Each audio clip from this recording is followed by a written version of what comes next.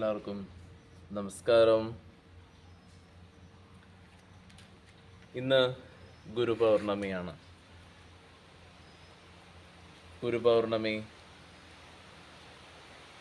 ഒരു ആന്തരികത്തിലേക്കുള്ള ഒരു സാധ്യതയാണ്, ഒരു സാധകനം.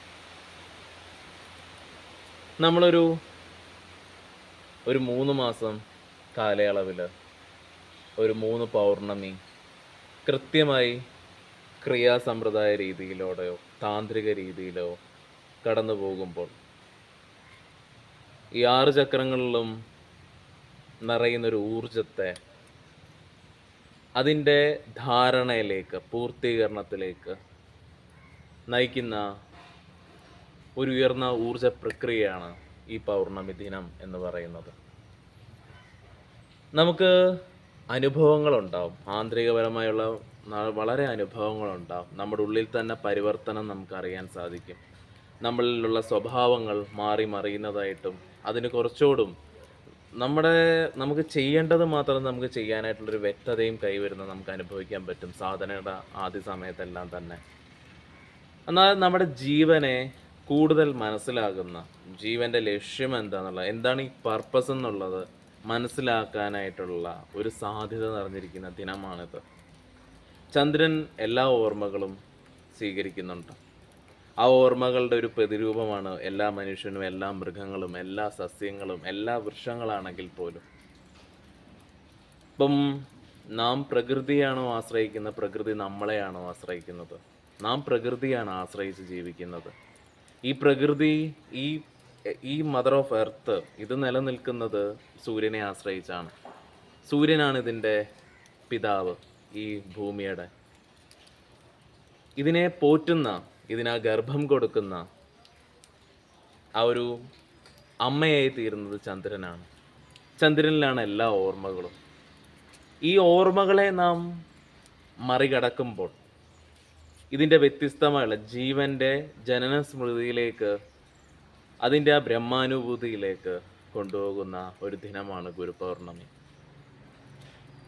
ഗുരു എപ്പോഴും ഒരു പൂർണ്ണത്വം കൈവരിച്ചാണ് എത്തുന്നത്. ഒരു ഗുരുവിൻ്റെ അരികിൽ നിങ്ങൾ എത്തുമ്പോൾ നമുക്ക് അനുഭവപ്പെടുന്ന ഒരു അനുഭൂതികളുണ്ട്. ഇപ്പം ഒരു വ്യക്തി എത്ര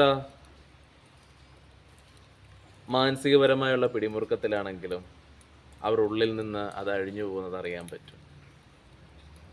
അവർ ഉള്ളിൽ കിട്ടുന്നൊരു ശാന്തിയുടെ അവസ്ഥ, അവരുടെ പ്രാണൻ, നമ്മൾ ഈ മനസ്സിൽ പറയുന്ന പ്രാണനല്ല, പ്രാണൻ സ്പന്ദിക്കുന്നവർക്ക് അറിയാൻ പറ്റും. മൈൻഡിൻ്റെ തോട്ട്സ് പറയുന്നത് അറിയാൻ പറ്റും. ഒരു പ്രാണനാന്നുള്ള ഏകാന്തത, ഒരിക്കലും ഏകാന്തമാവുന്നതെന്ന് പറയുന്നത് അതൊരു അനുഗ്രഹമാണ്. അത് ഉള്ളിലേക്ക് തിരിയാനായുള്ള ഒരു മാർഗമാണ്. ധ്യാനത്തിലേക്ക് കിട്ടുന്നൊരു ശക്തിയാണ്. ഗുരുവിൻ്റെ അരികിൽ വരുമ്പോൾ അനുഭവം കിട്ടുന്നത് അറിയുന്ന പലരുമുണ്ട്. ആ അനുഭവങ്ങളാണ് നമുക്ക് കുറച്ചുകൂടും വഴികാട്ടി നൽകുന്നത് മുന്നോട്ടുള്ള യാത്രയ്ക്ക്. എപ്പോഴും ഗുരുവിനെ അനുഭവിക്കുക എന്ന് പറയുമ്പോൾ ഒരിക്കലും അത് വാക്കാലുള്ളതല്ല, മനസ്സാൽ പഠിപ്പിക്കുന്നതല്ല. നാം ഇതായി ചേരാനേ പറ്റുള്ളൂ. ഒരു ഗുരു നിങ്ങളുടെ ഉള്ളിൽ തന്നെയാണ്. ഒരിക്കലും അത് എവിടെ ഇരുന്ന് നമ്മളിപ്പം ഇൻസ്ട്രക്ഷൻ നൽകുകയല്ല ചെയ്യുന്നത്, എപ്പോഴും വന്ന് പറയുകയല്ല ചെയ്യുന്നത്. അത് അനുഭവിക്കുകയാണ്. ഗുരുവിൻ്റെ സാന്നിധ്യം സദാസമയം അനുഭവിക്കുകയാണ്.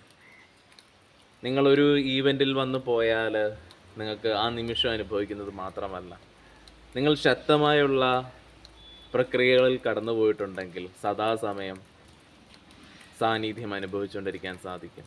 ഈ സാന്നിധ്യം നിങ്ങൾക്ക് നൽകുന്നൊരു തുണയുണ്ട്, ധ്യാനത്തിൻ്റെ ശക്തി.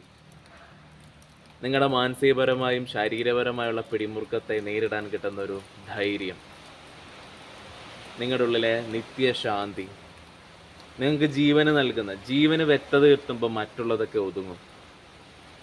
ഈ ഒരു കാർമിക് സൈക്കിൾ, ഇതിൽ നിങ്ങൾക്ക് പ്രത്യേകിച്ച് ഒന്നും ചെയ്യാനില്ലെന്ന് നിങ്ങൾക്ക് മനസ്സിലാക്കി നിങ്ങൾക്ക് നിങ്ങളുടെ ഉള്ളിൽ നിന്ന് കിട്ടണം ആ തൃപ്തി. അല്ലെങ്കിൽ മറ്റുള്ള ആൾക്കാർ വന്ന് നിങ്ങളെ വിമർശിക്കും. എന്താ നിങ്ങളത് ചെയ്യാത്തത്? ഇതെന്താ ചെയ്യാത്തത്? നിങ്ങൾക്ക് അത് ചെയ്യണ്ടേ, ഇത് ചെയ്യണ്ടേ? ചുറ്റുപാടിൽ നിന്ന് മുഴുവനും നിങ്ങൾക്ക് വിമർശനങ്ങൾ എത്തുമ്പോഴും നിങ്ങളുടെ ഉള്ളിൽ ഒരു ഉറപ്പിൻ്റെ, ഒരു വിശ്വാസത്തിൻ്റെ അല്ല, നിങ്ങളുടെ അനുഭവത്തിൻ്റെ ആ അനുഭൂതിയിൽ തന്നെ നിങ്ങൾ ഇരിക്കുമ്പോഴാണ് നിങ്ങളുടെ ആത്മീയ യാത്ര വളരെ എളുപ്പമായി തീരുന്നത്. നിങ്ങളുടെ ഉള്ളിൽ ആ പരമാനന്ദത്തെ നിങ്ങൾക്ക് എക്സ്പീരിയൻസ് ചെയ്തുകൊണ്ട് പോകുമ്പോൾ ഗുരു നിങ്ങളുടെ ഉള്ളിലേക്കാണ് പ്രവേശിക്കുന്നത്. ഗുരുവാണ് നിങ്ങളെ നയിച്ചു. അതാണ് ഗുരുവും എപ്പോഴും പറയും GPS പോലെയാണ്. ഒരു മാപ്പിട്ട് നിങ്ങൾ പോകുന്നത് പോലെയാണ് കാര്യം.